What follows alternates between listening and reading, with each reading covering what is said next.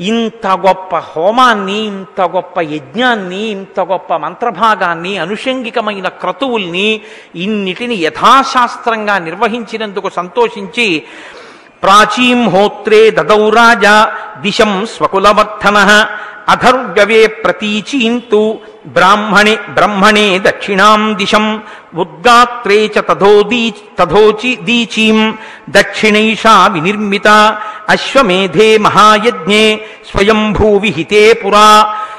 అంత యజ్ఞము పూర్తయిపోయిన తర్వాత తన వంశాభివృద్ధి కొరకు ఇంత గొప్ప యజ్ఞం చేసినటువంటి హోత అనబడేటటువంటి ఋత్విక్కుకి తన సామ్రాజ్యం యొక్క తూర్పు దిక్కునంతటినీ ధారబోసేశాడు. అలాగే ఆధ్వర్వువు అనబడేటటువంటి ఋత్విక్కుకి పడమర ఉన్నటువంటి రాజ్యభాగాన్నంతటినీ ధారబోసేశాడు. బ్రహ్మస్థానంలో కూర్చున్న ఋత్విక్కి దక్షిణాన్న ఉన్నటువంటి భూమిని అంతటినీ దానం చేశాడు. ఉద్గాత అనబడేటటువంటి ఋత్విక్కి ఉత్తర దిక్కున ఉన్నటువంటి భూమిని అంతటినీ దానం చేశాడు. ఇంత గొప్ప దానం చెయ్యగలిగితేనే అశ్వమేధం చెయ్యాలని స్వయంగా సృష్టి చేసిన చతుర్ముఖ బ్రహ్మగారు నియమనం చేశారు. కాబట్టి ఇప్పుడు రాజ్యం అంతటినీ 4 దిక్కులు ధారపోసేశాడు. ఆ దానం పుచ్చుకున్నటువంటి వాళ్ళు వశిష్ఠాదులు అన్నారు, మహానుభావ, ఇంత పెద్ద భూమండలాన్ని వహించగలిగినవాడు, భరించగలిగినవాడు, పరిపాలించగలిగినవాడు నీవు.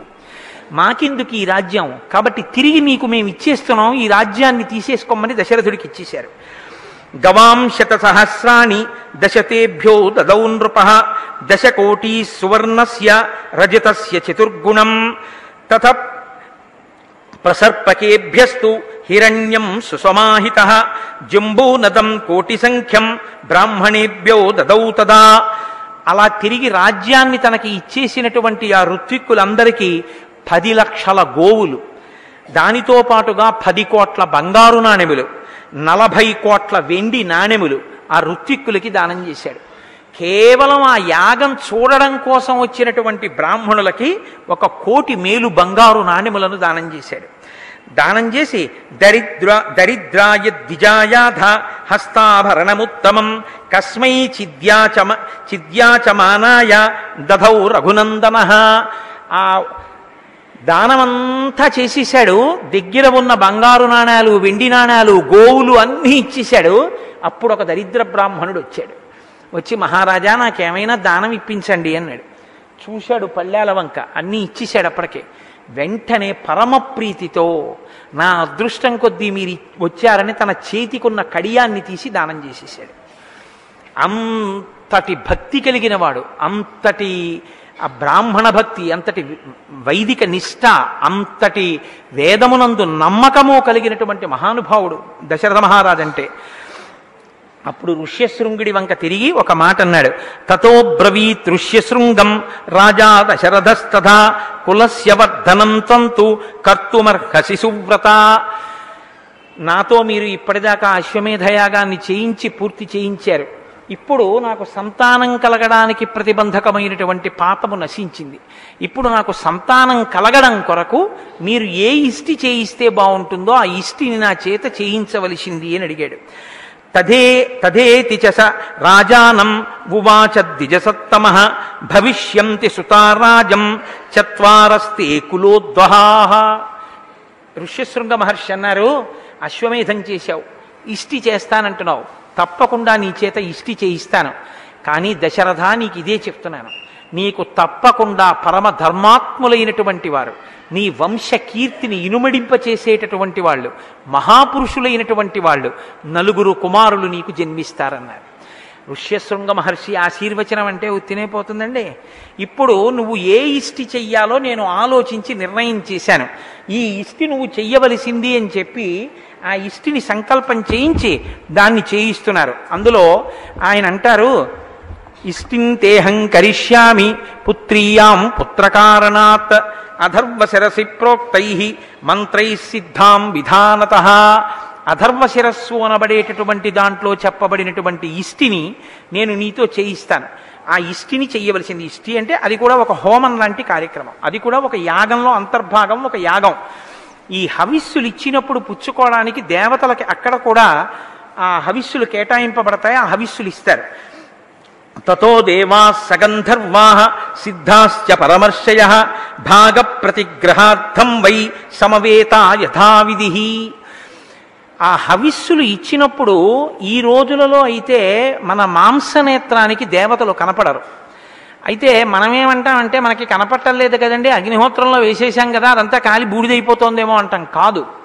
చాలామంది ఒక మాట మాట్లాడుతుంటారు, అదేంటంటే ఉగ్ర తేజస్సు అనో మాట అంటుంటారు. అమ్మవారి ఉగ్ర తేజస్సు భరించలేకపోయారండి, అందుకని చెప్పి శంకరాచార్యుల వారు శ్రీచక్రాలు వేశారంటుంటారు. తప్పు మాట. శంకరాచార్యుల వారు ఉగ్ర తేజస్సు తీయలేదు. మీరు బాగా గమనించవలసి ఉంటుంది. నేను పూజ చేసేటప్పుడు వెలిగించినటువంటి దీపం వంక అలా చూడగలను. నేనున్నాను, ఇప్పుడు నేను ఆ దీపం వంక అదే పనిగా చూశాను అనుకోండి, చూసి నేను ఇలా చూస్తే ఈ పుస్తకంలో అక్షరాలు నాకు సరిగ్గా కనపడవు. ఎందుకంటే ఆ దీపం యొక్క వెలుతురుని తట్టుకోగలిగిన సమర్థత నా కంటికి లేదు. కలియుగంలో ఏమైపోయిందంటే దేవత శక్తితో వచ్చి అక్కడ నిలబడితే ఆమె శక్తితో తుల్యంగా అటువంటి శౌచంతో ఆమె ఎదురుగుండా నిలబడగలిగినటువంటి తేజస్సు మనం ఉంచుకోలేదు. అది క్షీణించిపోయింది. ఎందుకంటే బాహ్య శౌచం లేదు, అంతఃశౌచం లేదు, రెండూ లేవు. రెండూ లేకపోతే ఏమవుతుంది? మీరు వెళ్ళి నిలబడగలిగినటువంటి శక్తి మీకు ఉండదు. శంకరాచార్యుల వారు ఈ జాతికి చేసిన మహోపకారం ఏమిటో తెలుసా అండి? ఏ ఇంజనీరు కట్టలేనటువంటి లెక్క. ఇవాల్టి రోజు సమాజంలో ఉన్నటువంటి మనుష్యుల యొక్క పరిస్థితి ఎలా ఉంది? వాళ్ళు ఆ దేవతాస్వరూపం ఎదురుగుండా వెళ్ళి నిలబడలేరు కనుక, ఆమెలో ఉండిపోయినటువంటి తేజస్సు ముందు వీరు నిలబడడానికి సమర్థులు కారు కనుక, ఎక్కువగా ఉండిపోయిన తేజస్సులో కొంత భాగాన్ని తీసేశారు. ఆయన తీసేసి ఇప్పుడు దాన్ని ఏం చెయ్యాలి? తీసేసి ఆయన ఎక్కడో విడిచిపెట్టేయడమో ఎక్కడో పంపించేయడమో ఆయన చేయలేదు. దాన్ని మళ్ళీ ఏం చేశారంటే క్షేమప్రదమైనటువంటి మార్గంలోకి మళ్ళించేశారు. అఖిలాండేశ్వరి అమ్మవారు ఉంది జంబుకేశ్వరంలో. అమ్మవారి యొక్క స్వరూపంలో ఉన్న తేజస్సు ముందు నిలబడలేకపోయారు. ఇప్పటికీ అర్చకులు అక్కడ మధ్యాహ్నం అమ్మవారికి నివేదన చేయాలంటే చీరలు కట్టుకుని వెళ్ళాలి. ఆడవారిలా అలంకారం చేసుకుని లోపలికి వెళ్ళి నైవేద్యం పెడతారు. కాబట్టి ఇప్పుడు అమ్మవారిలో ఉన్న అదనపు తేజస్సు అంటే మనం భరించలేని తేజస్సుని శంకరులు తీసేశారు. తీసేసి అమ్మవారి వజ్ర తాటంకములలోకి పెట్టి ఆ తాటంకములను పొదిగారు అమ్మవారికి. అలాగే కంచిలో కామాక్షి అమ్మవారి తేజస్సుని తీసి పృథివీలో శ్రీచక్రం వేసి శ్రీచక్రంలోకి ప్రవేశపెట్టారు. అందుకే శంకర భగవత్పాదులు ఈ జాతికి చేసినటువంటి ఉపకారం నభూతో నభవిష్యతి, ఇక ఎవ్వరూ చెయ్యలేరు. అంతటి మహాత్ముడు శంకర భగవత్పాదులంటే ఆయన పేరు స్మరిస్తే చాలు పాపరాశి దగ్ధం అవుతుంది. అంతటి మహానుభావుడు. కాబట్టి ఈ రోజులలో వచ్చి హవిస్సు స్వీకరిస్తున్నటువంటి దేవతలు మీ కంటికి కనపడరు. ఎందుకు కనపడరు అంటే మీ కంటికి వారు కనపడితే తట్టుకోగలిగిన శక్తి మీకు లేదు. మీరు చూడగలిగినటువంటి ఉపాసన బలం మీకుంటే మీకు ఆ దేవతలు కనపడతారు. అలా చూసిన మహాపురుషులు ఉన్నారు. అలా చూసి ఫలానా ఫలానా దేవతలు వచ్చారు, వాళ్ళు తిరుగుతున్నారు అని దర్శనం చేసినటువంటి వాళ్ళు ఉన్నారు. కనుక తతో దేవా సగంధర్వా సిద్ధాశ్చ పరమర్శయ భాగ ప్రతిగ్రహార్థం వై సమవేత యథావిధి. ఆనాడు దశరథుడు ఇష్టి చేస్తుంటే పుత్రకామేష్టి దాని పేరు, కొడుకుల కొరకు చేసిన ఇష్టి కనుక ఆ యజ్ఞంలో హవిస్సులు పుచ్చుకోవడానికి వచ్చినటువంటి దేవతలందరూ కూడా ఇప్పుడు మీరు ఉపన్యాసం వినడానికి వచ్చి ఎలా కూర్చున్నారో అలా వాళ్ళందరూ మనని పిలిచినప్పుడు వెళ్ళి హవిస్సు పుచ్చుకుందామని వాళ్ళందరూ అక్కడ సభలో కూర్చున్నారు. ఇంకా ఈయన మొదలెట్టాలి. మొదలుపెట్టి హవిస్సు ఇస్తే ఓం నమో నారాయణాయ స్వాహ అన్నారనుకోండి, నారాయణుడు వచ్చి ఆ హవిస్సు పుచ్చుకుంటాడు. ఒక్కొక్క దేవతని పిలిచి ఓం నమో పర్జన్య స్వాహ అన్నారనుకోండి, పర్జన్య దేవత వచ్చి ఆ హవిస్సుని పుచ్చుకుంటాడు. కాబట్టి ఇప్పుడు దేవతలందరూ కూర్చున్నారు. దేవతలందరూ వచ్చారు. దేవతలతో పాటు ఎవరు వచ్చారు? చతుర్ముఖ బ్రహ్మగారు వచ్చారు. ఆయన అగ్రస్థానం, ఆయన మహానుభావుడు చతుర్ముఖ బ్రహ్మగారు అంటే. అందుకని ఆయన్ని అగ్రాసనం వేసి కూర్చోబెట్టారు. దేవతలందరూ కూర్చున్నారు. ఎప్పుడు కామన్ టాపిక్ అని ఒకటి ఉంటుంది లోకంలో, అంటే అందరూ మాట్లాడుకోవడానికి యోగ్యమైనటువంటి విషయం. ఇప్పుడు ఈ ఉపన్యాసం అయిపోయి మీరు వెళ్ళిపోతున్నారనుకోండి, ఇవాళ ఉండేటటువంటి సామాన్యమైన విషయం ఏమిటి? నాకు దాని జోలి అంత ఆసక్తి లేదు, కానీ ఏదో ఎన్నికల గురించి మాట్లాడుకుంటారు. అలా ఇప్పుడు అందరూ ఏం మాట్లాడుకుంటారు? వాళ్ళు పిలిచేంత వరకు హవిస్సులకి అందరూ మాట్లాడుకోవడానికి మిగిలినటువంటి విషయం ఒక్కటే ఉంది. ఏమిటది? రావలసిన పెద్ద ఆయన వచ్చారు, ఇప్పుడే అడగాలి. ఏమిటి అడగాలి అంటే, అయ్యా రావణాసురుడు మమ్మల్ని చీల్చి చెండాడేస్తున్నాడు, ఎలా చచ్చిపోతాడండి అసలు ఆయన అని అడగాలి. ఎందుకు అడగాలి? బ్రహ్మగారే వరాలు ఇచ్చారు, అందుకని ఆయన అడగాలి. కాబట్టి వీళ్ళందరూ కూర్చున్నారు కాబట్టి ఉత్తినే కూర్చోవడం ఎందుకని, ఎలాగో వచ్చారు కదా అని చతుర్ముఖ బ్రహ్మగారితో చెప్తున్నారు. అయ్యా, భగవన్ త్వత్ప్రసాదేన రావణో నామరక్షత సర్వాన్నో బాధతే వీర్యాత్ శాసితుం తం నశక్నుమః. మీరు వరాలు ఇచ్చేశారు రావణాసురుడికి, ఇప్పుడు ఆయనకి అడ్డు ఆపు లేదు, అందరినీ బాధ పెట్టేస్తున్నాడు. ఎంత బాధ పెడుతున్నాడో తెలుసా? ఒకరో ఇద్దరో కాదు, అందరూ ఒక్కొక్కరు లేచి ఆ బాధలన్నీ చెప్తున్నారు. ఋషీన్ యక్షాన్ సగంధర్వాన్ అసురాన్ బ్రాహ్మణాంస్తథా అతిక్రామతి దుర్ధర్షో వరదానేన మోహితః. ఋషుల్ని, యక్షుల్ని, గంధర్వుల్ని, అసురుల్ని, బ్రాహ్మణుల్ని అందరినీ బాధ పెట్టేస్తున్నాడు. ఎందుకు బాధ పెట్టేస్తున్నాడు అంటే ఒక్కటే కారణం, వరదానేన మోహిత. మీరు వరం ఇచ్చారు, నీకు వాడి వల్ల చావులేదు, వీడి వల్ల చావులేదు, వాడి వల్ల చావులేదని వరం ఇచ్చేశారు. వాళ్ళు ఎవరు చంపలేరు కాబట్టి ఆయనకి అహంకారం వచ్చేసింది. అహంకారం వచ్చింది కాబట్టి అందరినీ బాధించేస్తున్నాడు. నైనం సూర్యం ప్రతపతి పార్శ్వే వాతిన మారుతః చలోర్మిమాలీతం దృష్ట్వా సముద్రోపి నకంపతే. మా సంగతి అలా వదిలిపెట్టండి. చాలా దారుణమైన విషయం ఏమిటో తెలుసా? సృష్టిని తారుమారు చేస్తున్నాడు, సృష్టిని తలక్రిందులు చేశాడు. ఏది జరగకూడదో అది జరుగుతోంది. ఈశ్వరుడు తప్ప ఇతరులు ఎవరిని శాసించకూడదో ఆ శాసనం ఇవాళ రావణుడు చేస్తున్నాడు. ఏం చేస్తున్నాడు? నైనం సూర్య, సూర్యుడు ప్రకాశించకూడదు. ఆయన పుష్పక విమానంలో బయటికి ఎడుతున్నాడు అనుకోండి, ఇలా ఓసారి చూస్తాడంతే. అది రోహిణీ కార్తె అయినా సరే ఆయన చల్లగా అయిపోవాలి. గబగబా మేఘాలు చాటుకి వెళ్ళిపోవడమో లేకపోతే తన తేజస్సుని ఉపసంహారం చేసేయడమో చెయ్యాలి. రావణాసురుడు ఇంట్లో అప్పడాలు ఎండలేదనుకోండి, కాస్త బాగా కాయమన ఓయ్ అంటాడు, బాగా ప్రకాశించాడు. అంత మీరు ఉత్తరాఖండ తిరిగితే ఆశ్చర్యపోతారండి. దేవతలు పారిపోయారు వాహనాలకి, అప్పుడు నెమళ్ళకి వాటికి స్తోత్రం చేశారు వాళ్ళు. కాబట్టి నైనం సూర్య, ఆ సూర్యుడు ప్రకాశించకూడదు. ప్రతపతి పార్శ్వే వాతిన మారుతః, గాలి గట్టిగా వీయకూడదు, మెల్లిగా వీయకూడదు. ఆయనకి అనుకూలంగా ఆయన సంతోషించేటట్టుగా ఆయన ఎలా చెప్తే అలాగే వీయాలి గాలి. పంచభూతములను శాసిస్తున్నాడు. చిలోర్మిమాలి తం దృష్ట్వా సముద్రోపి నకంపతే. ఆయన ఇలా చూశాడనుకోండి, ఏమిటి ఎప్పుడు ఈ తరంగాలు లేకుండా ఉండలేవా అన్నాడు అనుకోండి, సముద్రంలో తరంగాలన్నీ ఆగిపోతాయి. తరంగాలు లేని సముద్రాన్ని మీరు చూసారా? రావణాసురుడు వచ్చి నిలబడితే అలా ఉంటుంది.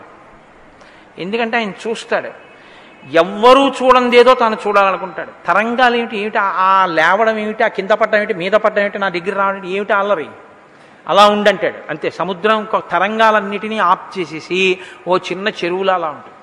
మళ్ళీ ఆయన వెళ్ళిపోయిన తర్వాత రావాలి తరంగాలు. కాబట్టి సముద్రోపి నకంపతే, సముద్రంలో కెరటాలు రావట్లేదు. ఇది మీరు చేసినటువంటి ఉపకారం. అంత గొప్ప వరాలు ఇచ్చేశారు. ఇన్ని బాధలు పడిపోతున్నాం మహానుభావ, ఏం చెప్పమంటారు?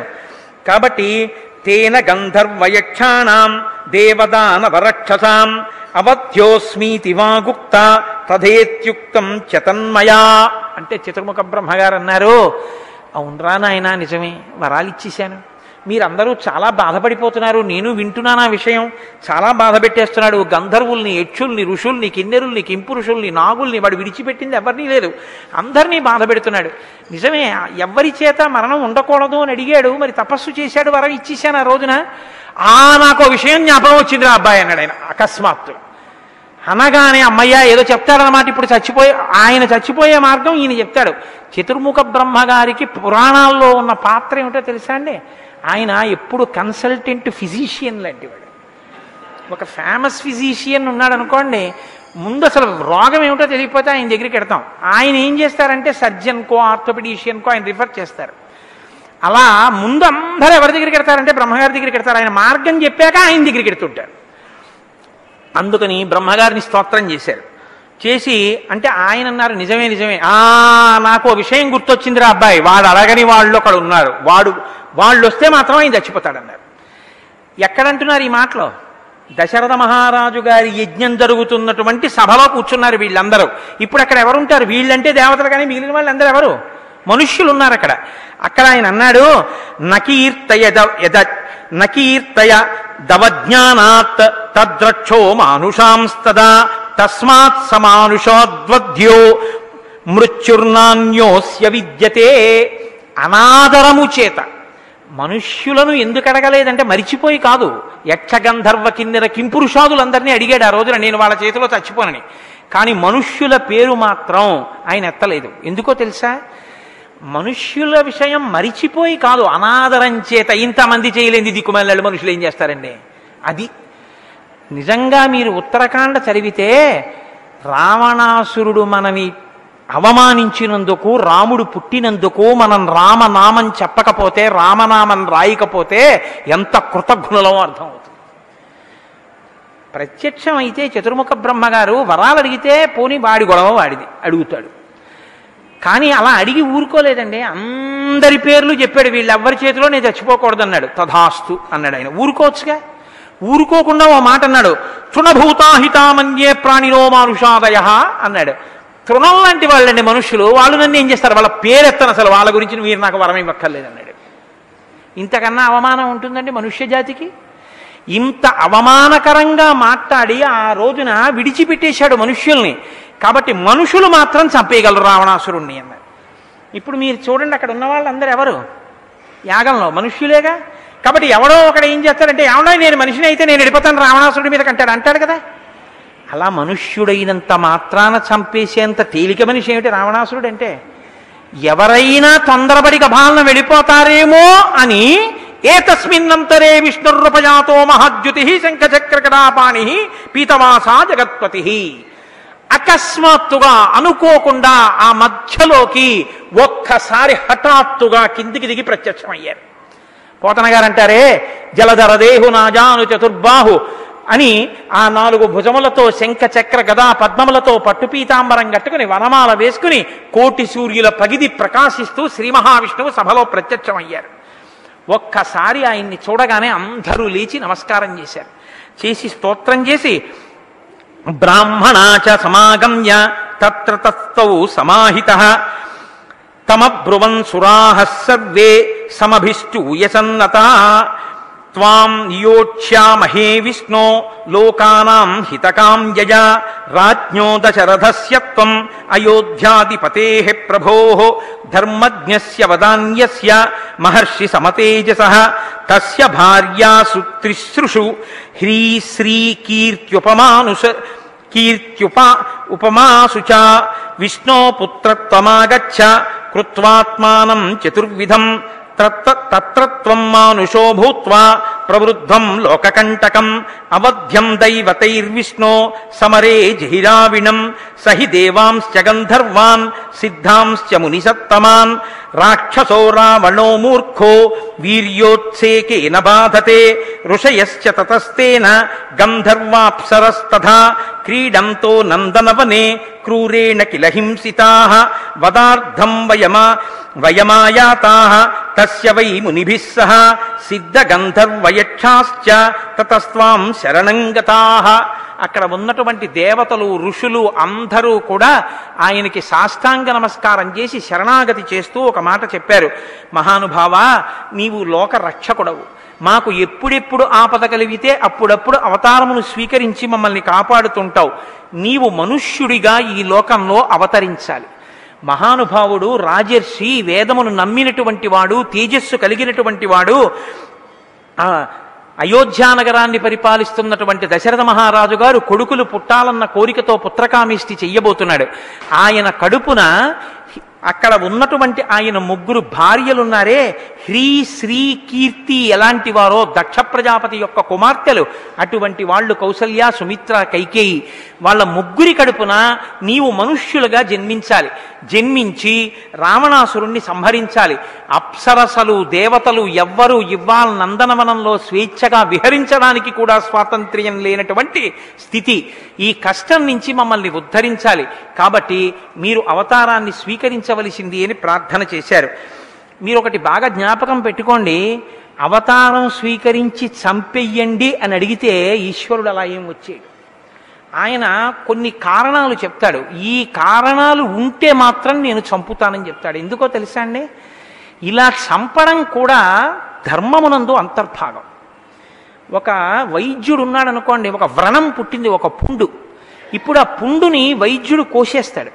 వైద్యుడు పుండు కోసేశాడు కదా అని చెప్పి ఇప్పుడు ఆయన మిమ్మల్ని చాలా బాధ పెట్టాడు, చాలా నొప్పి పుట్టింది, చాలా రక్తం పోయింది, కట్టు కట్టాడు, వారం రోజులు ఆఫీస్కి సెలవు పెట్టేసి ఇంట్లో పడుకోండి అన్నాడు. ఇప్పుడు డాక్టర్ గారు నన్ను చాలా బాధ పెట్టేశారండి అని మీరు క్రోధం పెట్టుకుంటారా? మిమ్మల్ని బాధ పెడుతున్న వ్రణాన్ని తీసేశాడు కాబట్టి మీరు సంతోషిస్తారా? నా పుండు నాకు ఇచ్చేయండి పట్టుకెళ్ళిపోతానంటాడు ఏమిటి ఎవడైనా? ఎవడండు పుండు పోయిందని సంతోషిస్తాడు? పుండు తీసేసినటువంటి వైద్యుడిది ఎంత ఉపకారమో, ధర్మాన్ని కబళిస్తున్నటువంటి వాళ్ళని అంతరింపచేసి ఆ శరీరంతో వాడు ఉండి ఇంకా అధర్మం ఇంకా మహాపాపం చేసి లోకకంటకుడై అందరి చేత నిందింపబడేటటువంటి స్థితి నుంచి ఆ శరీరాన్ని వినిర్ముక్తం చేసినటువంటి దయ పరమేశ్వరుడు. కాబట్టి అది కూడా ధర్మ సంస్థాపన యందు అంతర్భాగం. కాబట్టి ధర్మానికి హాని కలిగేటటువంటి రీతిలో ఆయన ప్రవర్తించాడు అంటే తప్ప ఆయన అవతార స్వీకారం చేసి చంపడు. అందుకే ఆయన ఒక మాట చెప్తాడు భాగవతంలో, శుద్ధ సాధులందు, సురలందు, శృతులందు, గోవులందు, విప్రకోటియందు, ధర్మ పదవియందు, తవిని నాయందు వాడెన్నడలుగు నాడు పట్టి వధింతు అన్నాడు. శుద్ధ సాధులందు, నన్నే నమ్ముకుని బతుకుతున్నటువంటి మహాభక్తులైన వాళ్ళ జోలికి వెడితే మాత్రం చంపేస్తాను. శృతులందు, వేదాన్ని తిరస్కరించి బతకడం, వేదాన్ని విమర్శించడం ఎక్కువైపోతే అవతారం తీసుకుని చంపేస్తాను. గోవులందు, ఆవుల జోలికి వెడితే చంపేస్తాను. విప్రకోటియందు, వేదం చదువుకుని వేదాన్ని నమ్ముకుని బతుకుతున్న వాళ్ళ జోలికెడితే చంపేస్తాను. విప్రకోటియందు, ధర్మ పదవి ఎందు, ధర్మం జోలికెడితే చంపేస్తాను. తవిలి నాయందు, చిట్ట చివర తన గురించి చెప్పాడు, అదే పనిగా నన్ను నిందిస్తే చంపేస్తాను తప్ప అన్యథా నేను ప్రతి చిన్న విషయానికి అవతారం స్వీకరించి చంపను. కాబట్టి ఇప్పుడు ఆయన చంపడానికి కారణం చెప్తున్నాడు. ఎందుకు చంపుతానో తెలుసా రావణాసురుణ్ణి?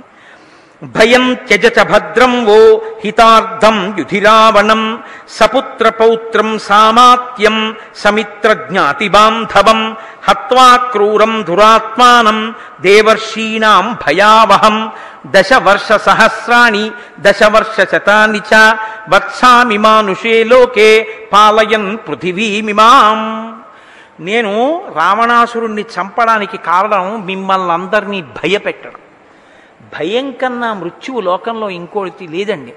మీ మానాన మీరు వేదాన్ని నమ్ముకుని బతుకుతుంటే మిమ్మల్ని భయపడేలా చేస్తున్నాడు. అందుకు చంపేస్తాను. మీ అందరి హితం కోసం చంపేస్తాను. చంపడం కూడా ఎలా చంపుతానో తెలుసా?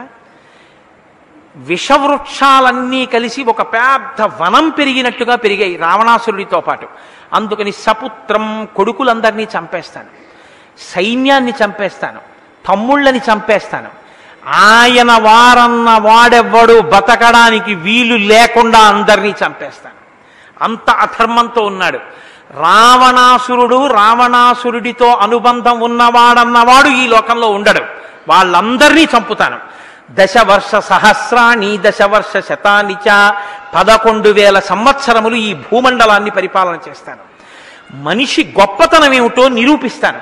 మనిషి అంటే రావణాసురుడు చెప్పినంత చులకన కాదు. మనిషి అంటే ఇంత గొప్పవాడని చెప్పడానికి నేను ఒక మనుష్యుడిగా ప్రవర్తించి మనిషి గొప్పతనాన్ని నిరూపిస్తాను. అందుకు మనందరం రుణపడ్డాను రామచంద్రమూర్తికి. అందుకని దశవర్ష సహస్రాని దశవర్ష శతాని చ వత్సామి మానుషే లోకే, ఈ మనుష్యలోకంలో తిరుగుతాను. పాలయన్ పృథివీమిమాం, నేను ఈ భూమండలాంతటినీ కూడా పరిపాలన చేస్తాను. తత పద్మపలాశాక్ష కృత్వాత్మానం చతుర్విధం పితరం రోచయామాస తదా దశరథం నృపం.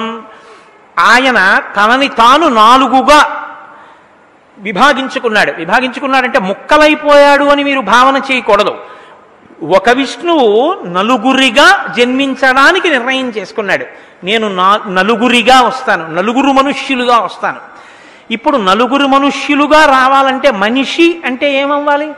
ఒక పురుషుడి యొక్క వీర్యము కదిలి ఒక స్త్రీ యందు ప్రవేశించి ఈ రేతస్సు వీర్యము కలిసి శుక్రశోణితములు కలిసి ఒక బుడగయ్యి ఒక తల్లి కడుపులో తల కిందకి కాళ్ళు పైకి పెట్టి ఆ చీకటిలో కడుపులో అమ్మ నాభిగొట్టంలోంచి వచ్చిన ఆహారాన్ని నేను స్వీకరిస్తూ 12 నెలలు మలమూత్రముల మధ్యలో పురుగులు కుడుతుండగా పడుకుని అత్యంత హేయమైన తల్లి యోని ద్వారంలోంచి నేను బయటికి పుడితే తప్ప నన్ను మనుష్యుడు అని పిలవరు. మీకోసం, మీ ప్రతిష్ట కోసం, మనుష్యుడింత గొప్పవాడని చెప్పడం కోసం నేనంత కష్టపడి పుట్టుకలేని వాణ్ణి అమ్మ కడుపులో పడుకుని యోనిలోంచి పైకొచ్చి మనుష్యుడు అనిపించుకొని బతుకుతానని ప్రతిజ్ఞ చేశాడు. ఇది రామచంద్రమూర్తి ఈ జాతికి చేసిన కృప.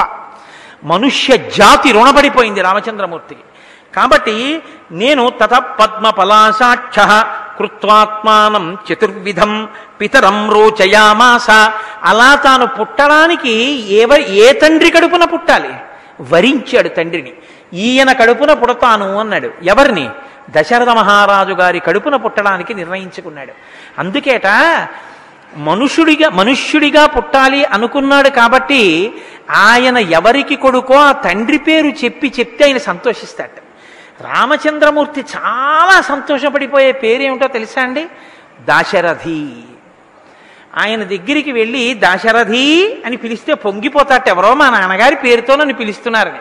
అందుకే గోపరాజు గారు దాశరథి శతకం చేస్తే మకుటం మార్చలేదు. అన్ని పద్యాలకి ఒక్కటే మకుటం, దాశరథి కరుణాపయోనిధి అని పెట్టారు. కాబట్టి ఇక్కడ రామాలయంలో ప్రతిరోజు దాశరథి శతకాన్ని పిల్లలు విజ్ఞాపన చేస్తున్నారు అని విన్నాను.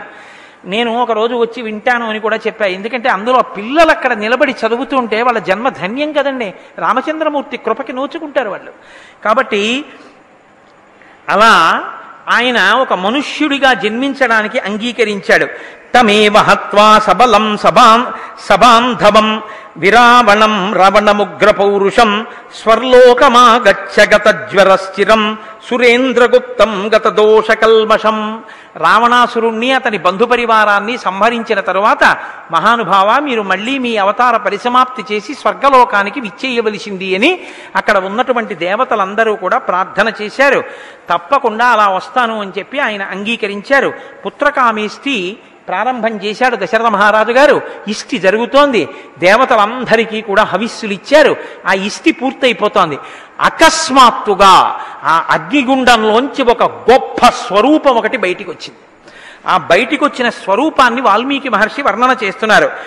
తతో వై యజమానస్య పావకాదతుల ప్రభం ప్రాతుర్భూతం మహద్భూతం మహావీర్యం మహాబలం కృష్ణం రక్తాంబరధరం రక్తాస్యం దుందుభిస్వనం స్నిగ్ధహర్యక్ష తనుజస్మ్యశ్రు ప్రవరమూర్ధజం శుభలక్షణ సంపన్నం దివ్యాభరణభూషితం శైలశృంగ సముచ్ఛేదం దృప్తశార్దూల విక్రమం దివాకర సమాకారం దీప్తానల శిఖోపమం తప్తజాంబూనదమయీం రాజతాంత పరిచ్ఛదాం దివ్యపాయస సంపూర్ణాం పాత్రీం పత్నీమివ ప్రియాం ప్రగృహ్య విపులాం దోర్భ్యాం స్వయం మాయామయీమివ. ఆ పుట్టినటువంటి మహాపురుషుడు, యజ్ఞగుండంలోంచి వచ్చినటువంటి ఆ పురుషుడు ఒక పెద్ద పర్వతం ఎంత ఉంటుందో అంత ఆకృతితో ఉన్నాడు. ఎర్రటి ముఖంతో ఉన్నాడు. నల్లటి ఎర్రటి బట్టలు కట్టుకున్నాడు. ఆయన ఒంటి మీద ఉన్నటువంటి వెంట్రుకలు, ఆయనకు ఉన్నటువంటి మీసాలు సింహపు జూలు ఎలా ఉంటుందో అలా ఉన్నాయి. పెద్ద పెద్ద కన్నులతో ఉన్నాడు. రెండు చేతులతోటి ఒక బంగారు పాయస పాత్ర పట్టుకున్నాడు. దాని మీద వెండి మూత ఒకటి పెట్టబడింది. ఒక్కసారి ఆ అగ్నిగుండంలోంచి ప్రభవించాడు. ఆయన మాట్లాడుతుంటే దుందుభీస్వనం ఎలా ఉంటుందో అలా ఉంది ఆ మాట. మదించినటువంటి ఒక పెద్ద పులి యొక్క విక్రమం ఎలా ఉంటుందో ఆయన అడుగులు వేస్తుంటే అలా ఉంది. సభ అంతా ఉద్విగ్నులైపోయి ఆయన వంక అలా చూస్తున్నారు. ఆయన ఆ పాయస పాత్ర పట్టుకుని యజ్ఞగుండంలోంచి ఆవిర్భవించి బయటికి వచ్చారు. వచ్చి అక్కడ నిలబడి దశరథ మహారాజు వంక చూసి, మహారాజా నీ కొరకే ఆవిర్భవించానన్నారు. నేను ఏం చెయ్యాలో చెప్పండి అన్నాడు దశరథుడు. ఇదం తు నృపశార్దూల పాయసం దేవ నిర్మితం ప్రజాకరం గృహాణత్వం ధన్యం ఆరోగ్యవర్ధనం. ఓ నృపశార్దూల, ఓ దశరథ మహారాజా, ఇది పాయసం దేవనిర్మితం. ఇది దేవతల చేత నిర్మింపబడినటువంటి పాయసం. ఇది ప్రజాకరం గృహాణత్వం. దీన్ని నువ్వు స్వీకరించు. ప్రజాకరం, ఇది నీ భార్యలు తీసుకుంటే నీకు సంతానం కలుగుతుంది. ధన్యం, నీకు ధనం కలుగుతుంది. ఆరోగ్యవర్ధనం, ఆరోగ్యం కలుగుతుంది.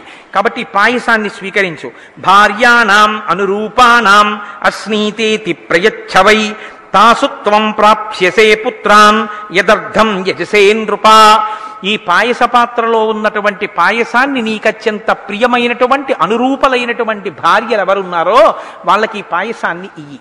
వాళ్ళు ఈ పాయసాన్ని తిన్న తరువాత గర్భాన్ని ధరిస్తారు, నీకు చక్కటి సంతానం కలుగుతుంది అన్నారు. చాలా సంతోషించాడు. ఆ పాయస పాత్ర తీసుకున్నాడు, ఆ వచ్చినటువంటి ఆ పురుషుడికి ప్రదక్షిణం చేశాడు, నమస్కారం చేశాడు. ఆ వచ్చినటువంటి పురుషుడు పాయస పాత్రనిచ్చి అంతర్ధానమైపోయాడు. ఆ పాయస పాత్ర తీసుకుని వెళ్ళి 3 భార్యల వంక చూశాడు. కౌసల్యాయై నరపతి పాయసార్థం దదౌ తదా అర్ధాదర్థం దదౌ చాపి సుమిత్రాయై నరాధిప కైకేయ్యై చ వశిష్టార్థం దదౌ పుత్రార్థకారణాత్ ప్రదదౌ చ వశిష్టార్థం పాయసస్య అమృతోపమం అనుచింత్య సుమిత్రాయై పునరేవ మహీపతి ఏవం తాసాం దదౌ రాజా భార్యాణం పాయసం పృథక్. ఆ పాయస పాత్రలో ఉన్నటువంటి పాయసాన్ని ముందు సగం చేశాడు. 2 భాగములు చేసి ఒక భాగాన్ని పట్టమహిషి కనుక కౌసల్యాదేవికి ఇచ్చాడు. సగం పాయసాన్ని కౌసల్య తింది. మిగిలినటువంటి ఆ సగం పాయసాన్ని 2 భాగాలు చేశాడు. ఒక భాగాన్ని సుమిత్రకి ఇచ్చాడు. ఇప్పుడు ఇంకొక పావు వంతు ఉంది. దీన్ని కైకమ్మ వంక చూశాడు. కౌసల్యకి అర్ధభాగం ఇచ్చాడు, సుమిత్రకి పావు వంతు ఇచ్చాడు. కైకమ్మకి పావు వంతు ఇవ్వలేదు. కైకమ్మ వంక చూసి మళ్ళీ ఆ పావు వంతుని 2 భాగాలు చేశాడు. 2 8 వంతులైంది. ఒక 8 వంతు కైకమ్మకి ఇచ్చాడు. మళ్ళీ అందులో 8వ వంతు తీసుకొచ్చి మళ్ళీ సుమిత్రకి ఇచ్చాడు. ఇప్పుడు కౌసల్యకి అర్ధభాగం ఇచ్చాడు, సుమిత్రకి 3/8వ వంతు భాగం ఇచ్చాడు, కైకమ్మకి 1/8వ వంతు భాగం ఇచ్చాడు. 3 కలిపి అలా పాయసాన్ని పంచిపెట్టాడు. ఇప్పుడు 2 సార్లు సుమిత్రకి ఇచ్చాడు, ఒక పర్యాయం కౌసల్యకి ఇచ్చాడు, ఒక పర్యాయం కైకమ్మకి ఇచ్చాడు. 3 భార్యలు ఆ పాయసాన్ని తీసుకున్నారు. చాలా సంతోషించారు. మనం గర్భవతులమవుతాం, సత్సంతానం మన కడుపున కలుగుతుంది, మన జన్మ ధన్యమైంది అని ఎంతో సంతోషిస్తున్నారు. ఈలోగా బ్రహ్మగారు దేవతలందరినీ పిలిచారు. రావణాసురుడితో పాటుగా కొన్ని కోట్ల మంది రాక్షసులు ఉన్నారు. సామాన్యమైన వాళ్ళేం కాదు వాళ్ళందరూ తెగటార్చబడాలి అంటే రామచంద్రమూర్తికి సాయం చేయడానికి, అవతారం స్వీకరిస్తున్నటువంటి విష్ణువుకి సాయం చెయ్యడానికి మీ అందరూ కూడా మీ అంశలతో మీ తేజస్సులతో ప్రాణులను సృష్టించాలి. నరవానరుల చేత భంగపాటు రావణాసురుడికి ఉంది. పైగా వానరుల చేత అవమానింపబడతాడు అని నందీశ్వరుడు శపించి ఉన్నాడు. కాబట్టి వానర ముఖాలతో వానరులుగా సృష్టి చెయ్యండి. మీ భార్యల యందు సృష్టించడం కుదరదు. ఎందుకంటే పార్వతీదేవి యొక్క శాపం ఉంది, దేవతలకు ఇంకా సంతానం కలగదు. అది ఎందుకు వచ్చింది అన్నది మీకు రామాయణంలోనే ఎదర షణ్ముఖోత్పత్తి వస్తుంది. షణ్ముఖోత్పత్తి ఎక్కడదో తెలుసా అండి? కుమార సంభవం, కాళిదాసకృత కుమార సంభవం చదవరు. ఎందుచేతనంటే మీరు బాగా జ్ఞాపకం పెట్టుకోండి, ఒక గర్భం ధరించినటువంటి స్త్రీ కడుపులోకి ఒక జీవుడు ప్రవేశించినప్పుడు ఆ తల్లి కడుపున పుట్టేటటువంటి పిల్లవాడు కేవలం ఉద్ధరిస్తాడని నమ్మకం ఉండదు. ఎందుకో తెలుసా? కొడుకులు చాలా రకాలుగా వస్తారు. ఒకడు శత్రుపుత్రుడు వస్తాడు. శత్రువు వీడు నన్ను ఇంత బాధ పెట్టాడని తలుచుకు ప్రాణం విడిచిపెడతాడు. అది చాలా కోపంతో లలితా సహస్రనామ స్తోత్రంలో అమ్మవారి ఒక నామానికి ఈ పునర్జన్మ గురించి వ్యాఖ్యానం కూడా ఉంది. కాబట్టి వాడు అలా క్రోధం పెట్టుకు మరణిస్తే ఈయనకి కొడుగ్గా వస్తాడు. నాన్నగారు వాడిని, ఒరే నువ్వు ఇంజనీరింగ్ చదువు అన్నారనుకోండి, అదే నేను చదవనంటాడు. ఒరే నువ్వు వ్యాపారం చెయ్యి, అదే నేను చేయనంటాడు. ఒరే నువ్వు అన్నం తిను, నేను తిన్నంటాడు. ఒరే ఆయనకి నమస్కారం చెయ్యి, నేను చేయనంటాడు. వాడికి ఒకే ఒక లక్ష్యం ఏమిటంటే తండ్రి ఏడవాలి. తండ్రిని ఏడిపించడమే ప్రయోజనం. మీరు చూడండి, కొంతమంది కొడుకులు ఉంటారు, ఊళ్ళో వాళ్ళకి మంచివాళ్ళు, తండ్రికి అన్నం కూడా పెట్టరు. మా నాన్నగారి పేరు మాత్రం ఎత్తకండి అంటారు. ఎందుకో తెలుసా అండి? వాడిని వదలలేడినే. పుత్రేష ఎలా వదులుతాడు? వదలలేడు. ఇంతకు ముందు జన్మలో ఏడిపించిన ఏడుపు వాడు ఇప్పుడు ఏడిపిస్తాడు. శత్రువు కొడుగ్గా వస్తాడు. ఒక్కొక్కసారి అప్పు తీసుకుని తీర్చకపోతే వాడు కొడుగ్గా వస్తాడు. వాడు ఏం చేస్తాడంటే ఆ అప్పు అయిపోయే వరకు వీడి దగ్గర అన్నం తిని వెళ్ళిపోతాడు, శరీరం వదిలేస్తాడు. అప్పుడు వాడు చచ్చిపోయిన వీడు ఏడుస్తూ కూర్చుంటాడు. కాబట్టి రుణపుత్రుడు, శత్రుపుత్రుడు, సేవకపుత్రుడు, మన్ని సేవించడంలో బాగా దగ్గరైపోయాడు అనుకోండి సేవకుడు, సేవించి సేవించి సేవించి సేవించి యజమానినే తలుచుకుంటూ ప్రేమతో మరణించాడు అనుకోండి, ఆ సేవకుడు కొడుగ్గా వస్తాడు. వాడికి ఏ అలవాటు వస్తుందంటే, నాన్నగారు వీధిలోకి వస్తే కుర్చీ వేస్తాడు, నాన్నగారు పడుకుంటే కాళ్ళు పడతాడు, నాన్నగారు లేవగానే ఆయనకి దంతధావనం చేసుకోవడానికి పరికరాలు ఇస్తాడు, నాన్నగారు వీధిలోంచి రాగానే కాళ్ళు కడుగుతాడు, తువ్వాలు పెట్టి తుడుస్తాడు. అక్షరం ముక్క మాత్రం రాదు. ఓ వ్యాపారం చేయిద్దామంటే, ఒరే 2 రూపాయలకు అరటికాయ ఇస్తారా, పట్టికెళ్ళి బేరమాడి అరటికాయలు పట్టుకురా అని తండ్రి పంపించాడు. నాకు తండ్రి చెప్పుకుని ఏడ్చాడు. అది చెప్తున్నా, పేరు చెప్పడం బాగుండదు. 6 రూపాయలు ఇచ్చి అరటికాయలు ఒక్కొక్కటి 2 రూపాయలు ఉంటాయి, బేరమాడి పట్టుకురా అన్నాడు ఆయన. అంటే వీడు వెళ్ళి అడిగాడు, ఎంత అరటికాయ అన్నాడు. 5 రూపాయలకి 3 అన్నాడు ఆయన. అంటే ఆయనకి 5 రూపాయలకి 3 అయితే ఒక అరటికాయ ఎంత అయింది, భాగాహారం తెలియదు ఆయనకి. అందుకని ఆయన ఏమన్నాడంటే, నాకు అనవసరం, 6 రూపాయలకి 3 ఇస్తావా అన్నాడు. తప్పకుండా, ఇబ్బంది ఏమి, తీసుకెళ్ళమన్నాడు. మరి ఇంటికి వచ్చి చెప్పాడు, నాన్నగారండి మీరు ఎప్పుడూ బెంగ పెట్టుకుంటారు నాకు రాదని, అరటికాయ 2 రూపాయలు ఉంటుందన్నారు కాబట్టి 5కి 3 ఇస్తా అన్నాడు. నేను 2 రూపాయలు కూడా చెప్పిన 6 రూపాయలకి 3 తీసుకొచ్చానన్నాడు. ఇదే రానా ఏడుపు అన్నాడు తండ్రి. ఇప్పుడు వాడు సేవకపుత్రుడు. ఇప్పుడు మిమ్మల్ని బాధించడానికి లోపల ఉన్న ప్రాణి ఏ రూపంలో వస్తోందో మీకు తెలియదు, ఏది వస్తోందో. అందరూ ఉద్ధరించేయడానికి ఏం వచ్చేస్తారని చెప్పడానికి ఉండదు. ఇప్పుడు కడుపులో ఉన్నటువంటి ప్రాణి సంస్కరింపబడి ఆయన మీకు ఆనుకూల్యతతో మీ వంశాన్ని నాశనం చేసేవాడు కాకుండా వృద్ధిలోకి వచ్చేటటువంటి వాడై దీర్ఘాయుష్మంతుడై సంతోషం ఇవ్వగలిగిన వాడు కావాలి అంటే శాస్త్రంలో మర్యాద ఏమిటో తెలుసా అండి? గర్భిణీ స్త్రీ శ్రీరామాయణంలో బాలకాండలో చెప్పిన షణ్ముఖోత్పత్తి వినాలి. ఆ షణ్ముఖోత్పత్తి వింటే కడుపులో ఉన్న పిండానికి అటువంటి దోషాలు ఏమైనా ఉంటే దోషాలన్నీ పోతాయి. అందుకే షణ్ముఖోత్పత్తి వినండి అంటారు, లేకపోతే భాగవతం దశమస్కంధం కృష్ణలీలలు వినమంటారు. మనకి రేపు కానీ ఎల్లుండి కానీ వచ్చేస్తుంది. రామచంద్రమూర్తి పుడితే విశ్వామిత్రుడి వెంట వెడితే షణ్ముఖోత్పత్తి గంగావతరణం వస్తాయి. కాబట్టి ఇప్పుడు ముగ్గురికి పాయసం పంచిపెట్టిన తరువాత బ్రహ్మగారు పిలిచి, పార్వతీదేవి శాప కారణం చేత మీ భార్యల యందు మీకు సంతానం కలగరు, కాబట్టి మీరు వానరకాంతల యందు మీ తేజస్సు నిక్షేపించి, అప్సరసల యందు మీ తేజస్సు నిక్షేపించి బలవంతులైనటువంటి పుత్రులు కలిగేటట్టుగా మీరు జాగ్రత్త తీసుకోండి అని చెప్పాడు. సర్వాస్త్ర గుణ సంపన్నాన్ అమృత ప్రాశనానివా. అమృతం తాగిన వాళ్ళు ఎంత బలాఢ్యులై ఉంటారో, సర్వశాస్త్ర విశారదులై ఉన్నటువంటి వాళ్ళు ఎలా ఉంటారో అటువంటి బిడ్డల్ని మీరు కనండి, రామచంద్రమూర్తికి సాయం చేయవలసి ఉంటుంది అన్నారు. అప్సరస్సు చ ముఖ్యాసు గంధర్వీణాం తనూషు చ యక్ష పన్నగ కన్యాసు వృక్ష విద్యాధరీషు చ కిన్నిరీణాంచ గాత్రేషు వానరీణాం తనూషు చ సృజధ్వం హరిరూపేణ పుత్రాంస్తుల్య పరాక్రమాన్ పూర్వమేవ మయా సృష్టో జాంబవాన్ వృక్షపుంగవః జృంభమానస్య సహసా మమ వక్త్ర అదజాయత.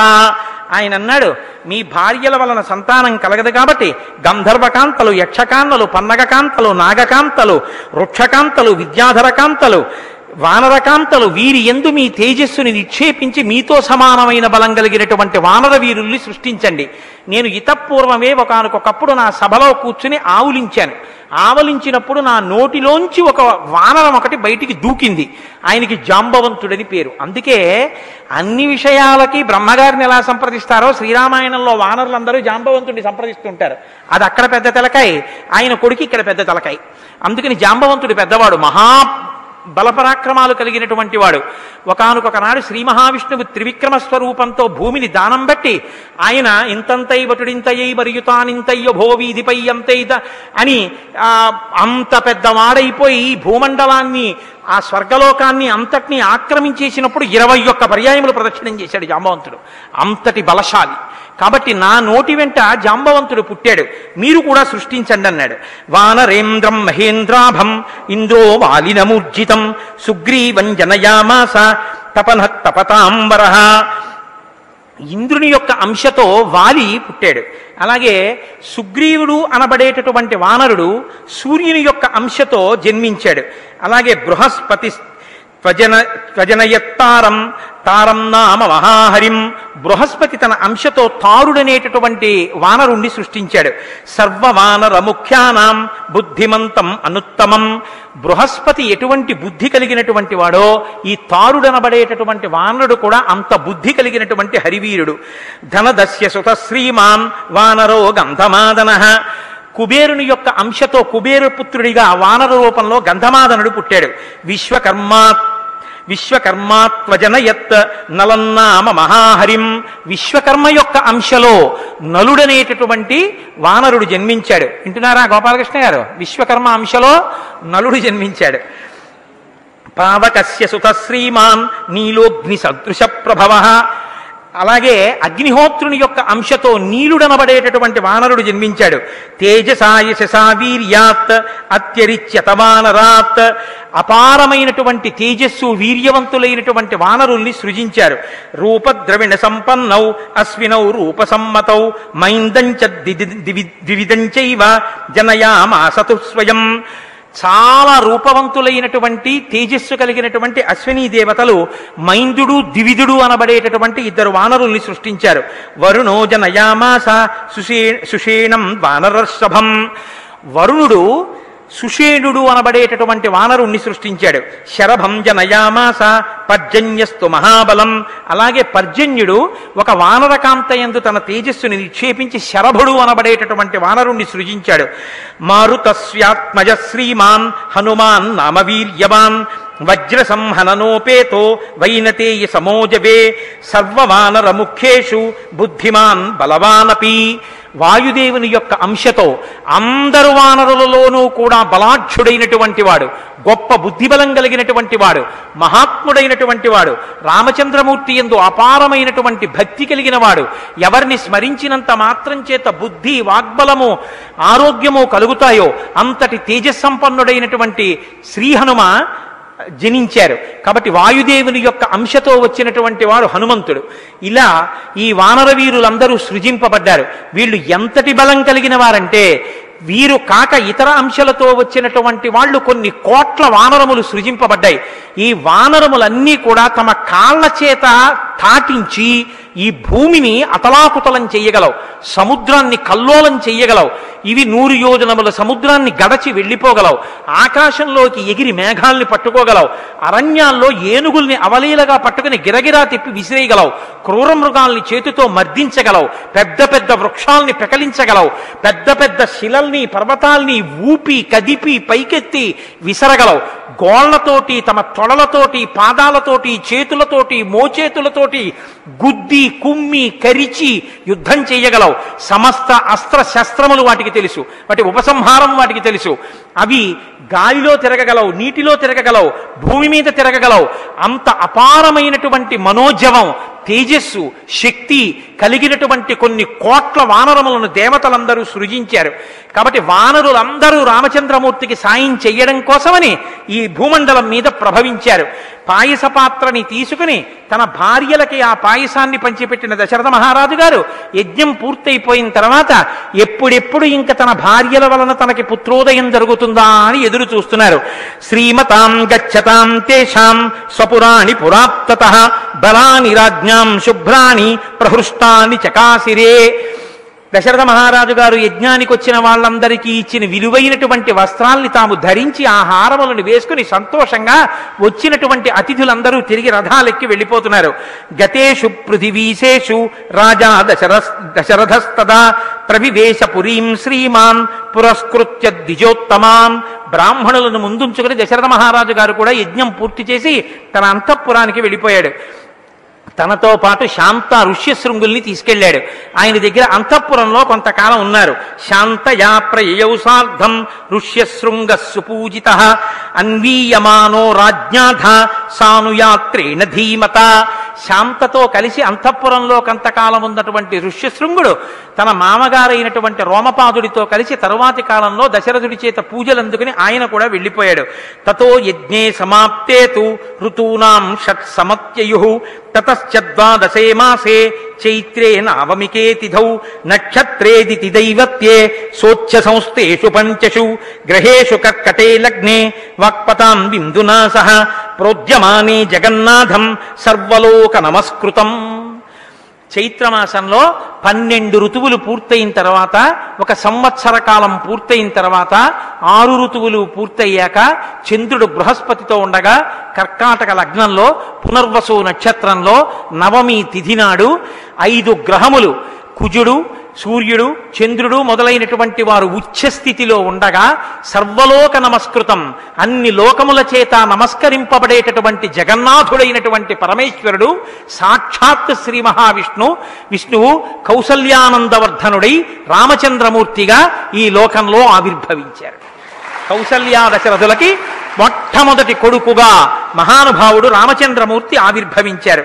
కౌసల్యాజనయద్రామం సర్వలక్షణ సంయుతం విష్ణోరర్ధం మహాభాగం పుత్రం ఐక్ష్వాకువర్ధనం.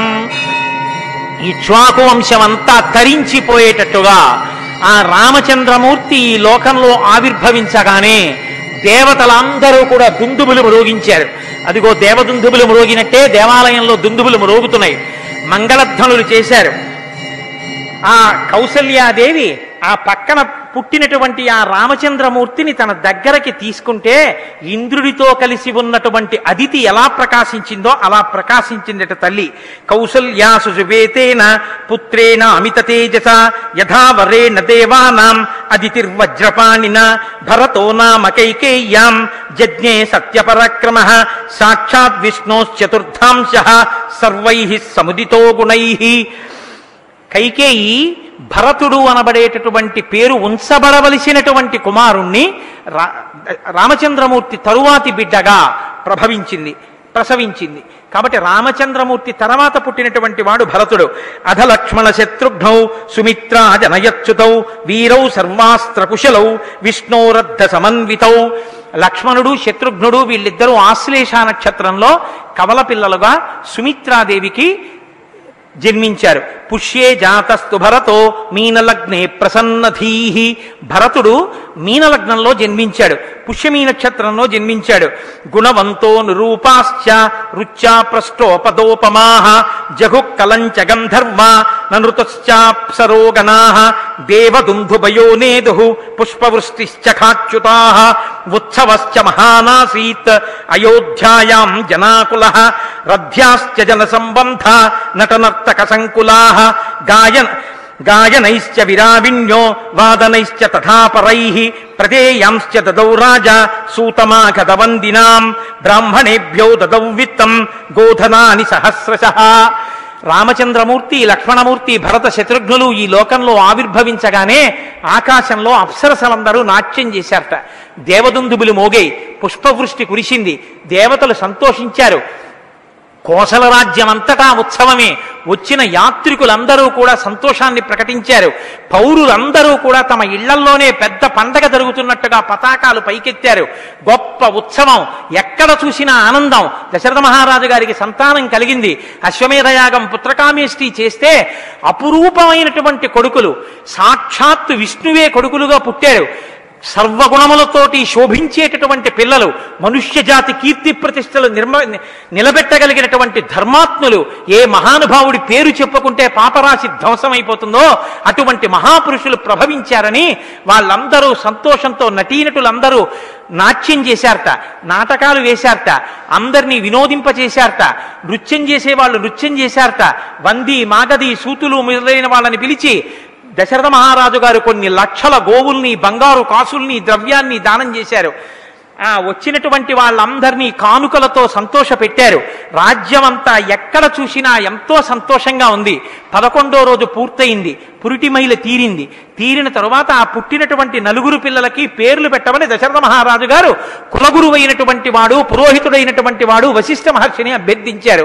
పెడితే తాతగారు పెట్టాలి, లేకపోతే గురువు గారు పెట్టాలి. అంతేగాని లేక పుట్టారని పేర్లు దశరథ మహారాజు గారు పెట్టుకోలేదు, గురువు గారిని పెట్టమన్నారు.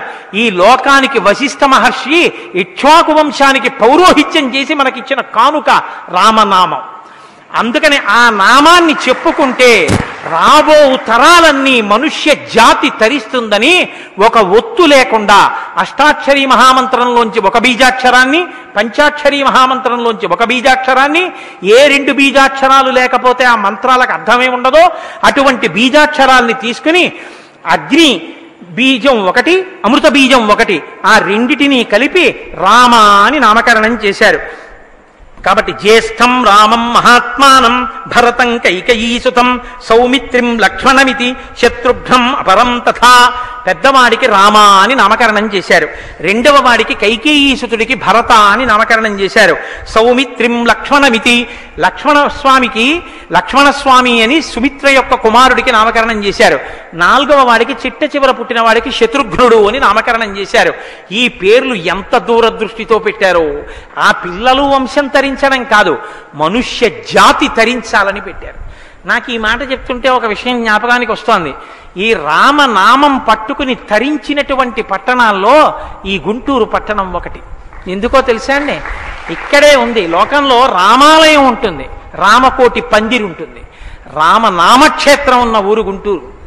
ఎందుచేతనంటే నాకు ఆ పేర్లు సరిగ్గా జ్ఞాపకం ఉన్నాయో లేదో నాకు తెలీదు, కానీ పిచ్చయ్యదాసు గారు అని చెప్పి ఒక మహానుభావుడు, ఒక ఆయన వినుకొండలో ఉద్యోగం చేస్తుండేవారు.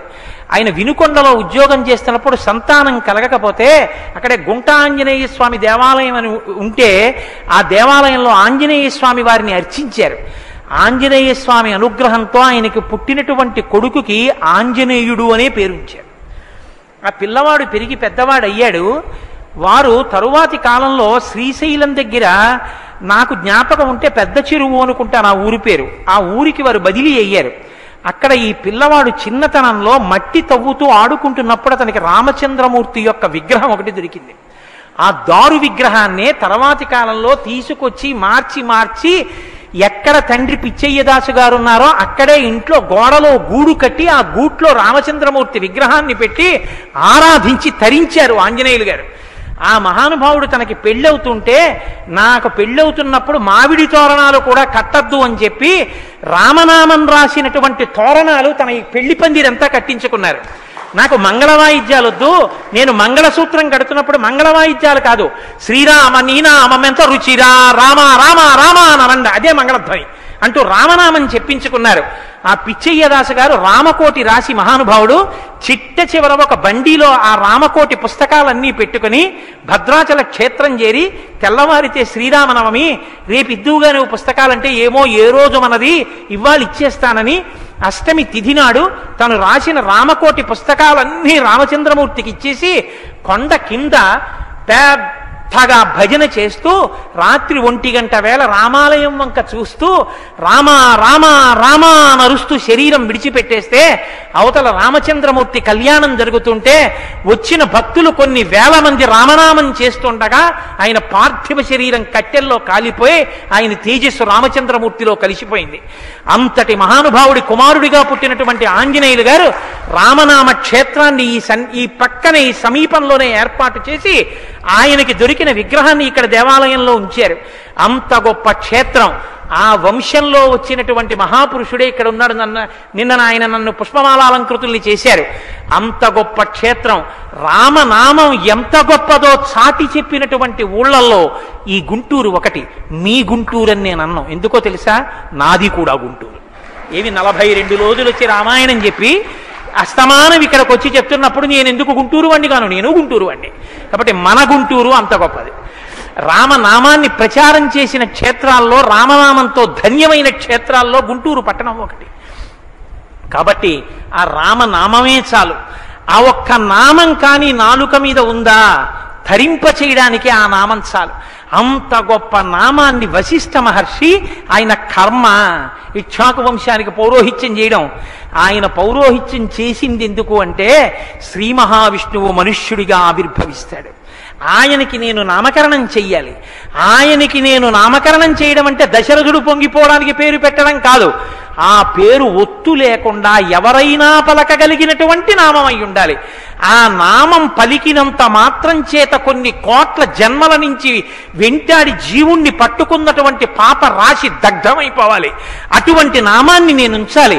అని పరితపించి వశిష్ఠ మహర్షి మనుష్య జాతి ఎంతకాలం ఉంటుందో అంతకాలం దాన్ని తరింప చేయడానికి ఆ ప్రభవించినటువంటి స్వామికి ఆ రామ అన్న నామకరణం చెయ్యడం కోసమని పౌరోహిత్యం చేశారు. అటువంటి నామాన్ని మనకిచ్చారు. నడిచే దేవుడని పేర్గాంచినటువంటి కంచికామకోటి పీఠాధిపతులు చంద్రశేఖరేంద్ర సరస్వతి మహాస్వామి ఎక్కడికి వెళ్ళినా సరే రామనామం రాయిస్తూ ఉండేవారు. నేను ఈ సందర్భంలో మీతో ఒక విషయాన్ని మనవి చేయవలసి ఉంటుంది. పెద్దవాళ్ళు రామకోటి రాస్తుంటారు, మంచిదే. కానీ మీరు ఒకటి బాగా జ్ఞాపకం పెట్టుకోండి. మన సంతోషం ఎవరి మీద ఆధారపడి ఉంటుందంటే పిల్లల యొక్క అభ్యున్నతి మీద ఆధారపడి ఉంటుంది. మనం ఎంతసేపు రామనామం మనం రాసే ప్రయత్నం చేస్తాం, మంచిదే. కానీ పిల్లలకి శ్రీరామానుగ్రహం కలగాలి అంటే మామూలుగా వాళ్ళు ఇంట్లో కూర్చుని శ్రీరామ అని రాసినా చాలు. అందున సంపూర్ణ రామాయణ ప్రవచనాలు జరుగుతుండగా శృంగగిరి పీఠంలో శారదాదేవి మంటపంలో రామచంద్రమూర్తి సన్నిధానంలో రామకోటి పుస్తకాలు వాళ్ళకిస్తే భద్రాచల క్షేత్రం నుంచి రాగి మాడలు రామచంద్రమూర్తివి తెప్పించి రామచంద్రమూర్తి పాదాల దగ్గర పెట్టి 2-3 రోజులు వాటిని అక్కడ నిద్ర చేయించి పూజ చేసి పిల్లలతోటి రామనామం రాయించి ఆ రామనామం రాసినటువంటి పిల్లలందరికీ రామ మాడలిచ్చి మనం పంపిస్తే తల్లిదండ్రులుగా పౌరులుగా రామభక్తులుగా మన పిల్లలకి అందించవలసినటువంటి సాంస్కృతిక వారసత్వాన్ని అందించి మనం కృతార్థులం అవుతాం. నేను మిమ్మల్ని అందరినీ కోరేది ఒక్కటే. నేను ఎందుకు చెప్పానో చెప్పకుండా హరిప్రసాద్ గారిని ఒక విషయం అడిగా. అయ్యా, మీరు భద్రాచలం నుంచి 2000 రామ మాడలు తెప్పించండి అని అడిగాను. ఆయన ఎందుకయ్యా రామమాడలు అని నన్ను అడగలేదు. ఆయన వెంటనే వాటిని తెప్పించేసే ప్రయత్నం చేస్తున్నారు. వచ్చేస్తున్నాయి 1-2 రోజుల్లో. మనందరం తరించడానికి, మనందరం సనాతన ధర్మంలో రామనామాన్ని నమ్మిన వాళ్ళమని చెప్పడానికి శృంగగిరి పీఠాధిపతులు భారతీ తీర్థస్వామి ఈ చారిత్రక సన్నివేశం చూసి గుంటూరు పట్టణం గురించి పొంగిపోయి తాను గుంటూరు పట్టణానికి రావాలని నిర్ణయం తీసుకునేటట్టుగా మనం ఒక అపురూపమైనటువంటి కార్యక్రమాన్ని చేద్దాం. మన అందరి బిడ్డల్ని కూడా నేను ఏదో ఒక రోజు చెప్తాను, ఒకే 1 గంట పరీక్షకి తీసుకొచ్చినట్టుగా పిల్లలందరినీ వైదిక దుస్తులతో తీసుకురండి. మగపిల్లలైతే ఓ నిక్కరు చొక్కా ఏవో వేసి బొట్టు పెట్టి తీసుకురండి. ఆడపిల్లలైతే చక్క లంగా ఏమిటంటారు దాన్ని, ఇలా పవిట జాకెట్టు వేసుకుని చక్క చీర కట్టి తీసుకురండి. ఆ పిల్లల్ని రామచంద్రమూర్తి ఎదురుగుండా, శారదాదేవి ఎదురుగుండా, ప్రవచన మంటపంలో, శివాలయంలో, దేవాలయాల్లో వాళ్ళందరినీ, దీనికి హాల్ టికెట్ లేదు, పిల్లలందరినీ కూర్చోపెడదాం. ఒక 30 నిమిషాలు 40 నిమిషాలు టైం ఇద్దాం చాలు. మనం వాళ్ళ అభ్యున్నతి కొరకు ఒక 30 నిమిషాలు రామనామం రాయించడానికి మన పిల్లల్ని తీసుకురాలేనంత స్థితిలో మనం ఉన్నామండి. ఆ మాట నువ్వెవరివి రాయడానికి మాకు తెలుసు బాధ్యత అంటారు మీరు. మనం మన పక్కింటి పిల్లలు, ఆ పక్కింటి పిల్లలు, ఇంతమంది పిల్లలు శ్రీరామనామం రాస్తుండగా హరిప్రసాద్ గారు వీడియో తీయించి ఈ రామనామం ఎన్ని లక్షలు వచ్చిందో శృంగగిరి పీఠాధిపతులు భారతీ తీర్థస్వామి వారికి నివేదించండి. నివేదించి ఆయన సంతోషంతో ఆశీర్వచనం చేస్తున్నటువంటి శుభపత్రిక శృంగేరి నుంచి తెప్పించండి. అందరికీ అది చదివి వినిపించి, పెద్దవాళ్లతో రామనామం రాయిస్తారు కాదు, పిల్లలతో రాయించి పిల్లలందరికీ రాగి మాడలు బహూకరించి పంపిద్దాం. వాళ్ళు జ్ఞాపకం పెట్టుకుని మేము ఒకప్పుడు రామనామం రాస్తే మాకు ఇచ్చారు ఈ రామ మాడ అని. ఆ రామ మాడలన్నీ చక్కగా పెట్టుకుంటారు. ఒకవేళ 2000 మంది కన్నా ఎక్కువ మంది పిల్లలు వస్తే వాళ్ళని రిక్తహస్తాలతో మనం పంపించద్దు. ఎంతమంది పిల్లల్ని ఎవరెవరు తీసుకొస్తారో ఇవాళ నుంచే మీరు ఒక పుస్తకంలో ఒకళ్ళని పెట్టి రాయించండి. ఎంతమంది పిల్లలు వస్తారో చూసుకుని 10,000 మంది అయితే 10,000 మాడలు తెప్పించండి. అవసరమైతే నేను లోన్ పెట్టైనా డబ్బిస్తా దానికి. తెలిసిందే అండి, ఆ అవసరం రాదు నాకు తెలుసు. కాబట్టి మనం ఒక గొప్ప పని చేశామన్న తృప్తి మన జీవితంలో మిగిలిపోతే చాలు. పెద్దలతో కాదు, పిల్లలందరినీ ఎక్కడ చూసినా పిల్లలే కూర్చోపెట్టి చక్కగా శ్రీరామనామం రాయించి వాళ్ళందరికీ రామచంద్రమూర్తి పాదాల దగ్గర పెట్టి పూజ చేసినటువంటి ఆ మాడలు బహూకరించి వాళ్ళు ఇంట్లో పెట్టుకుని రోజు కళ్ళకద్దుకునేటటువంటి అలవాటు చేస్తే వాళ్ళు రాసిన ఒక్కొక్క రామనామం వాళ్ళని జీవితాంతం రక్షించేస్తుంది, ఏ ఆపదలు రాకుండా కాపాడుతుంది. కాబట్టి ఇంత పవిత్రమైన యజ్ఞంలో పిల్లల్ని వృద్ధిలోకి తీసుకురావడానికి నడుం కట్టి మీరు ఈ కార్యక్రమం చేయవలసిందిగా సభాముఖంగా మిమ్మల్ని అభ్యర్థిస్తున్నాను. కాబట్టి మీకు ఆ రామలేఖనం పిల్లలతో ఎప్పుడు రాయిస్తాము అన్నది రేపు సాయంకాలం ఉపన్యాసంలో ప్రకటన చేస్తాం. చక్కగా మీ పిల్లలెవ్వరికీ ఇబ్బంది కలగని రీతిలో సమయాన్ని మనం నిర్ణయం చేద్దాం. పిల్లలందరూ వస్తే ఒక్క ఒక్క 30 నిమిషాలు, అంతకన్నా అక్కర్లేదు, 30 నిమిషాలు పిల్లలందరూ వచ్చి కూర్చుని టైం అంటే టైం 6 నుంచి 6:30 అంటే 6 వస్తుంటేనే కాగితాలు ఇచ్చేస్తాం, వెళ్ళి కూర్చుని రాసేస్తారు. రాసేసిన తర్వాత అందరికీ రామచంద్రమూర్తి పాదాల దగ్గర నుంచి తీసి మాడ ప్రసాదం ఇచ్చి పిల్లల్ని పంపిద్దాం. వాళ్ళకు ఒక గొప్ప సంస్కృతి అలవాటు అవుతుంది, సనాతన ధర్మానికి వారసులవుతారు. ఒకవేళ మీరందరూ నా ప్రతిపాదన మీకు ఆమోదయోగ్యమైతే ఒక్కసారి కరతాళ ధ్వనులు చేయండి, నేను సంతోషిస్తాను. ఓ, నాకు చాలా సంతోషంగా ఉంది. ఈ పని మన అందరం చేసి దాన్ని శృంగగిరి పీఠాధిపతులకు పంపించి గుంటూరు పట్టణ వైభవానికి ఆయన సంతోషించి కదిలి వచ్చే ఏర్పాటు చేద్దాం. మంగళాశాసన పరై మదాచార్య పురోగమై సర్వైశ్చ పూర్వైరాచార్యై సత్కృతాయాస్తు మంగళం. మంగళం కోసలేంద్రాయ మహనీయ గుణాత్మనే చక్రవర్తి తనూజాయ సర్వభౌమాయ మంగళం. ఉమాకాంతాయ కాంతాయ కామితార్థప్రదాయినే శ్రీగిరీశాయ దేవాయ మలినాథాయ మంగళం. కరచరణకృతం వా కర్మవాక్కాయజం వా శ్రవణనైనజం వా మానసం వా పరాధం విహితం వా సర్వమేత్తక్షమస్వా శివ శివ కరుణాబ్ధే శ్రీ మహాదేవ శంభో. సర్వం శ్రీ ఉమామహేశ్వర పరబ్రహ్మార్పణమస్తు. స్వస్తి. ఇప్పుడొక్కసారి రామనామం చెప్పి అందులో రామచంద్రమూర్తి ఆవిర్భవించినటువంటి రోజు ఒక్క 11 పర్యాయాలు రామనామం చెప్పి మనం బయలుదేరుతాం. ఎంత పొంగిపోతాడో రామచంద్రమూర్తి మీ అందరి భక్తికి. కోరి కొలిచిన వారికెల్లను కొంగు బంగరు రామనామము,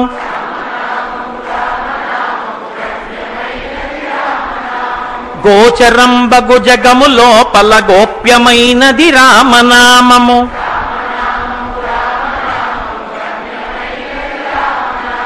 బ్రహ్మ సత్యము జగన్మిథ్యాభావమే శ్రీరామనామము.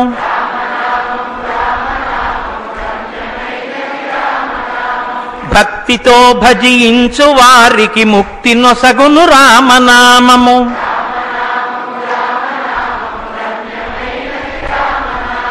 భగవదర్పిత కర్మ పరులకు పట్టుబడు శ్రీరామనామము.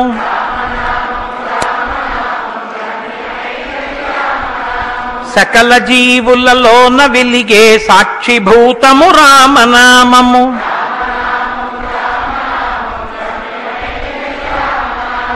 ఆంజనేయుని వంటి భక్తులకాశ్రయము శ్రీరామనామము.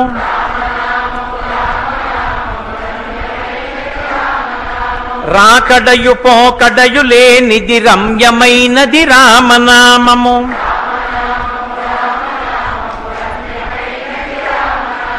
నిర్వికారము నిర్వికల్పము నిర్గుణము శ్రీరామనామము.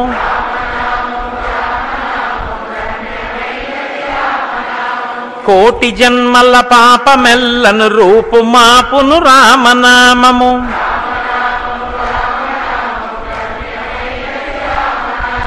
జన్మ మృత్యు రహస్యమిరిగి జపించవలె శ్రీరామనామము.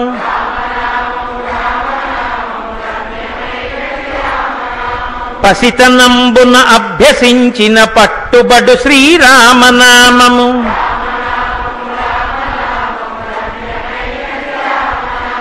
జీవితంబున నిత్య జపముగ చేయవలె శ్రీరామనామము.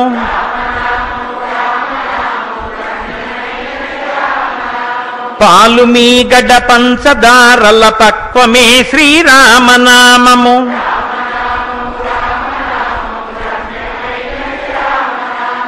ఎందరో మహానుభావుల డెందమాయను రామనామము.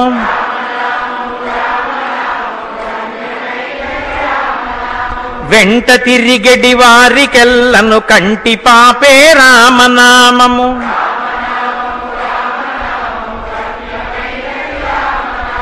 అచలమై ఆనందమై పరమాణువైనది రామనామము.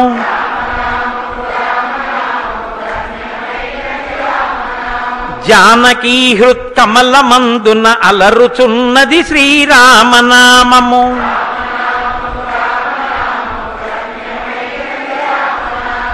నాదమే బ్రహ్మాండమంతయు ఆవరించును రామనామము.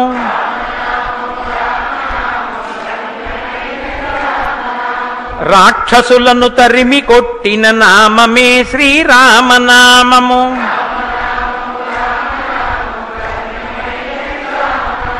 పరమపదమును చేరుటకు దారి చూపును రామనామము.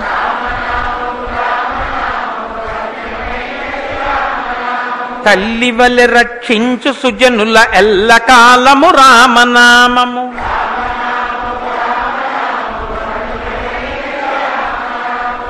స్వస్తి.